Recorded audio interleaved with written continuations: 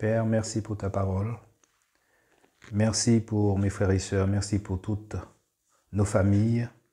Merci Seigneur pour tous ceux que tu as mis sur notre chemin.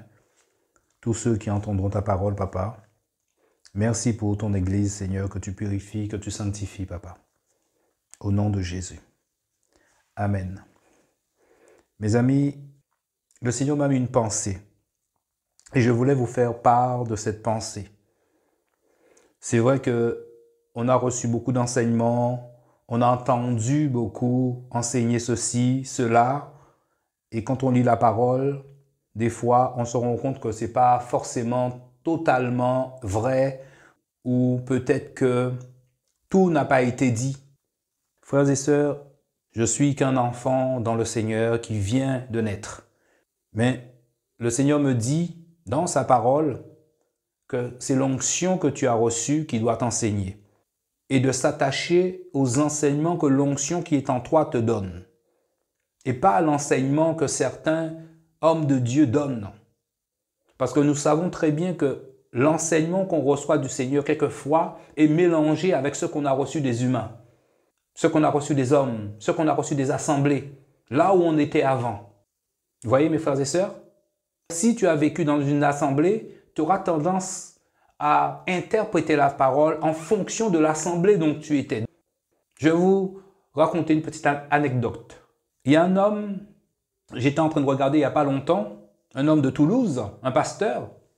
Le pasteur faisait un enseignement sur la maison de Dieu. Quand le Seigneur est venu, il disait que la maison de Dieu sera une maison de prière et vous en faites une caverne de voleurs. C'est ce verset-là qui dit à peu près ça.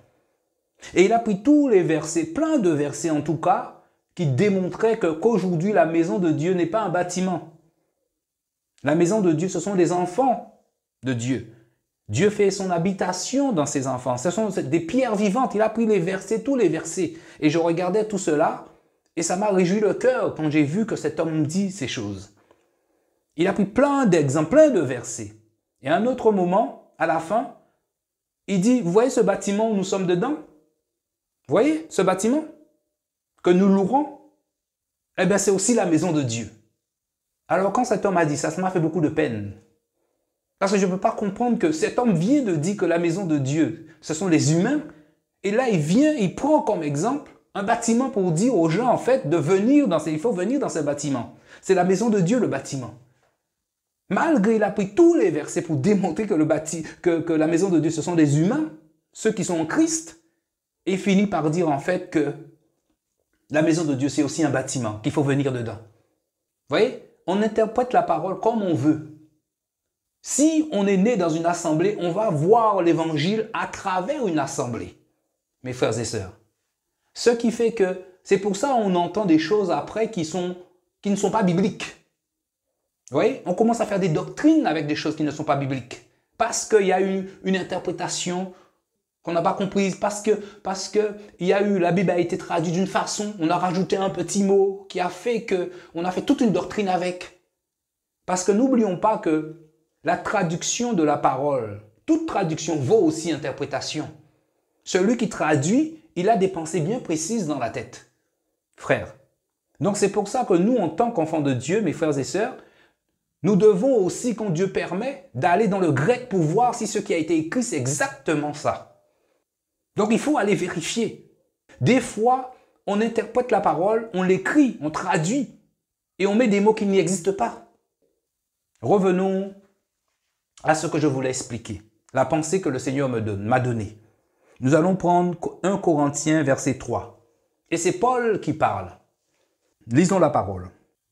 Et moi, mes frères, et moi frères, je n'ai pas pu vous parler comme à des hommes spirituels ou comme à des spirituels. Ça dépend de la version.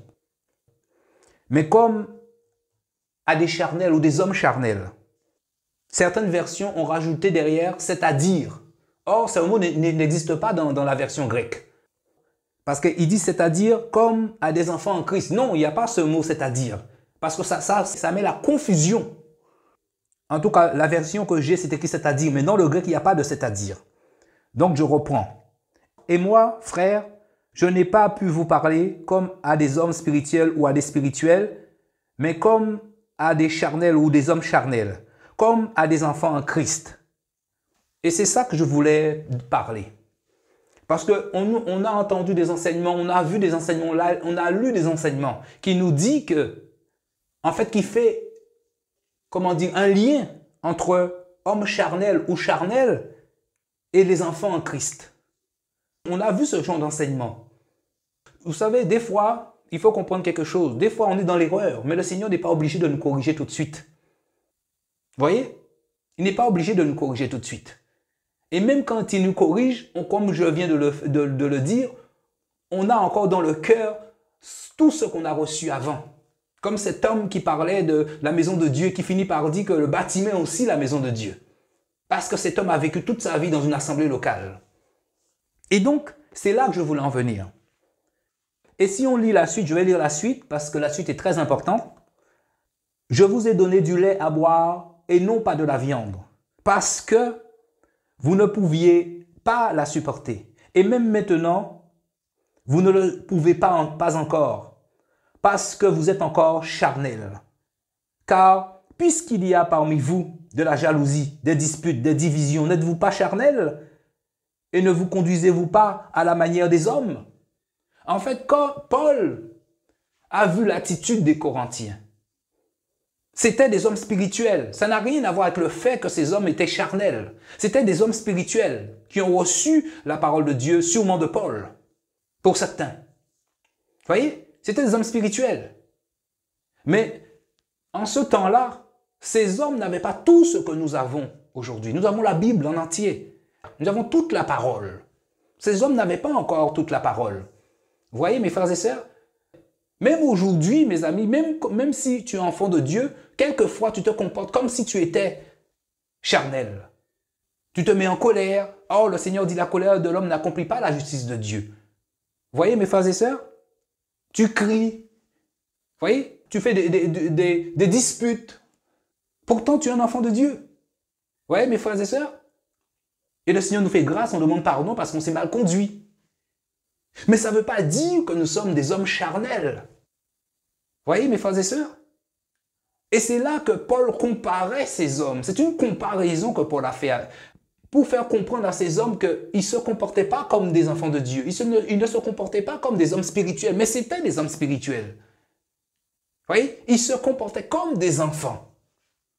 Et s'il dit des enfants en Christ, parce qu'il sait que ces hommes sont en Christ, il sait que ce sont des hommes spirituels, mais parce qu'ils se comportaient comme des enfants. Et là, il va même plus loin en disant, ils se comportaient comme des hommes charnels. Mais un homme charnel, c'est quoi? Un homme charnel, mes frères et sœurs, c'est quelqu'un qui vit selon la chair. Et celui qui vit selon la chair, dans Galates 5, on sait c'est quoi les œuvres de la chair. C'est pas un enfant de Dieu qui vit selon la chair, frère. Un enfant de Dieu ne vit pas selon la chair. Sinon, Paul se contredit lui-même. Un homme charnel, c'est un homme qui n'est pas converti. Ou c'est un homme qui a abandonné Jésus. C'est ça un homme charnel. Il n'y a pas de chrétien charnel. Ça n'existe pas des chrétiens charnels, mes frères et sœurs. Il ne faut pas vous laisser influencer par ces choses, même si c'est un prophète, un pasteur, un apôtre qui le dit. C'est une fausse doctrine. Ce n'est pas ce que nous dit la parole. Paul a juste comparé ces hommes à des hommes charnels, à des charnels. Les charnels, ce sont ceux qui ne sont pas convertis. Ce sont des païens. Celui qui est dans la fornication, mais il n'est pas chrétien. Celui qui est dans la masturbation, qui est dans l'orgueil, qui est dans tout ça, il n'est pas chrétien, frère. Et c'est ça que Paul est en train de dire. Il a juste comparé ces hommes, parce que ces hommes se comportaient comme des gens du dehors, comme des gens du monde. Et c'est ça que Paul dit. Pour montrer à ces hommes, vous ne vous comportez pas comme des hommes spirituels. Donc, le fait qu'ils disent ça, ça ne veut pas dire qu'un homme charnel ou un charnel, c'est un enfant en Christ. Non. Et si on prend la parole, regarde ce que dit Paul dans Galates. Il dit, ceux qui sont à Christ, donc des chrétiens, ont crucifié la chair avec ses passions et ses désirs. Vous voyez? Un chrétien a crucifié la chair. La chair est crucifiée, donc il ne peut pas vivre selon la chair. Sinon, il n'est pas à Christ. Donc, il ne faut pas faire d'amalgame. Paul fait beaucoup de comparaisons comme ça pour réveiller un peu les enfants de Dieu. Il fait beaucoup de comparaisons comme ça. Non, pratiquement toute la Bible en fait, beaucoup. Et ça ne veut pas dire qu'un charnel est un enfant en Christ. Non, un charnel, c'est quelqu'un qui vit selon la chair. Et Galates 5, à partir du verset 19, donne les œuvres de la chair. Car les œuvres de la chair sont évidentes.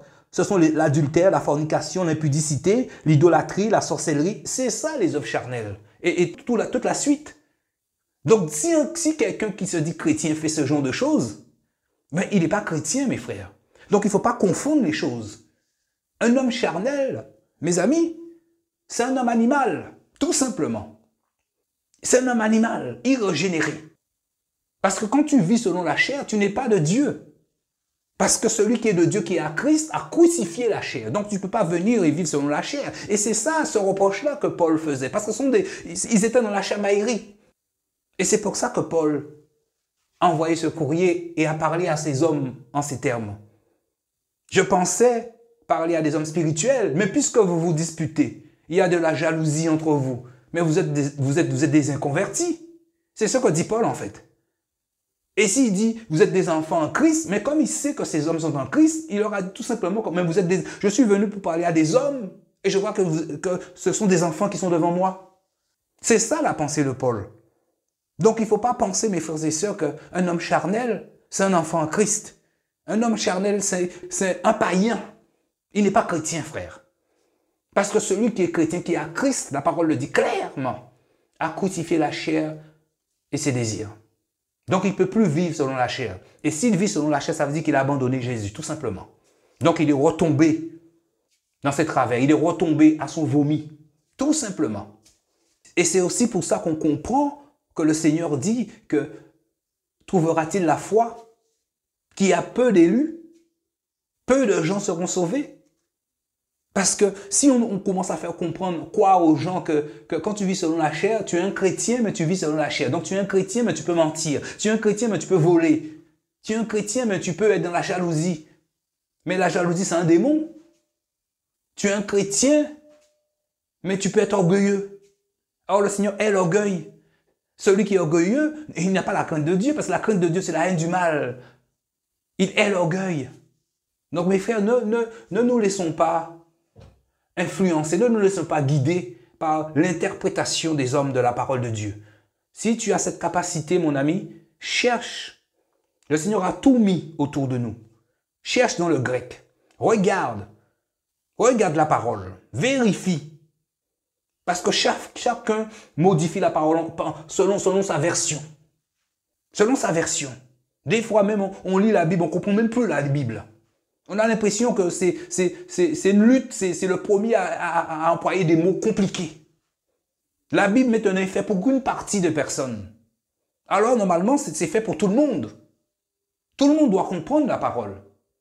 Frère, celui qui traduit la Bible, mes frères et sœurs, dans la traduction, il y a déjà une orientation. On t'oriente déjà vers quelque chose.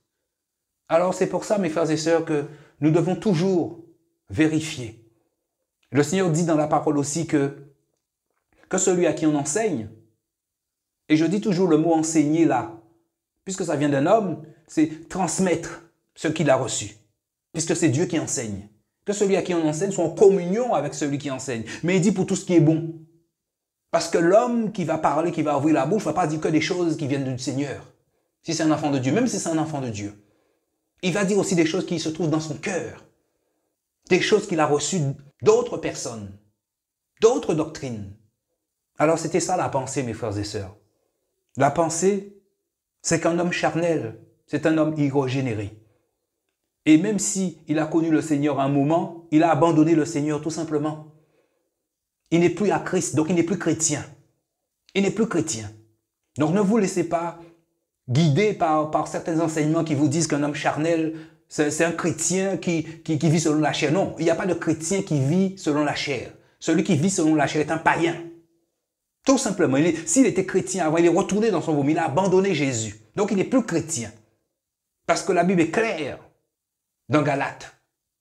Celui qui est à Christ a crucifié la chair et ses passions ou ses désirs. Je vais reprendre le verset. Galates 5, verset 24. ceux qui sont à Christ, donc des chrétiens, ont crucifié la chair avec ses passions et ses désirs. Donc il ne peut plus vivre selon la chair. S'il vit selon la chair, il n'est pas chrétien, tout simplement. Mes frères et sœurs. D'où le fait qu'on parle de la nouvelle création, la nouvelle naissance. Sinon, Jésus est mort pour rien, frère. Jésus n'est pas mort pour que tu sois encore dans le péché. Si tu es dans le péché, c'est que tu n'es pas chrétien, tout simplement. Tu n'es pas enfant de Dieu. Peu importe ce que va te dire les autres. Ils ont envie de te caresser dans le sens du poil, libre à eux de faire. Mais moi, je te dis ce que dit la parole. Et si tu as la connaissance, que Dieu te donne la connaissance, que Dieu donne les moyens de vérifier la parole, vérifie la parole, frère. Vérifie chaque verset si tu peux. Et tu verras que l'homme interprète à sa façon la Bible. Il met les mots que lui qu'il arrange. Les mots que lui pense. C'était ça la pensée que le Seigneur m'a donnée. Un chrétien charnel, ça n'existe pas. Celui qui est charnel n'est pas chrétien.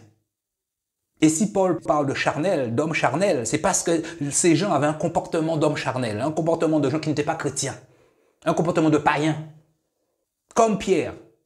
Quand Paul a rencontré Pierre à Antioche, il a remis Pierre à sa place parce que Pierre mangeait avec les inconvertis et il s'est dissimulé, il s'est caché. Même Pierre qui était un homme spirituel. Pierre n'était pas charnel, c'est un homme spirituel. Mais dans ce corps, on a tendance à oublier qu'on est des hommes spirituels. Et c'est cette comparaison que Paul faisait. Et quand il parle d'enfants en Christ, il ne parle pas d'enfants en Christ comme un enfant en Christ qui vient de naître, non. Il parle que vous êtes des hommes en Christ et vous vous comportez comme un enfant. Parce que s'il y a la jalousie, la chamaillerie, vous vous comportez comme des enfants. C'est ça que Paul dit. Donc il faut rentrer dans la pensée du Seigneur, dans la pensée de Paul, comprendre le contexte des choses. C'est le contexte qui te fait comprendre la parole. Quand tu rentres dans le contexte, le Seigneur te fait rentrer dans le contexte, il t'explique ces choses-là. Que le Seigneur soit béni au nom de Jésus. Merci Seigneur pour ta parole, Papa. Au nom de Yeshua. Amen.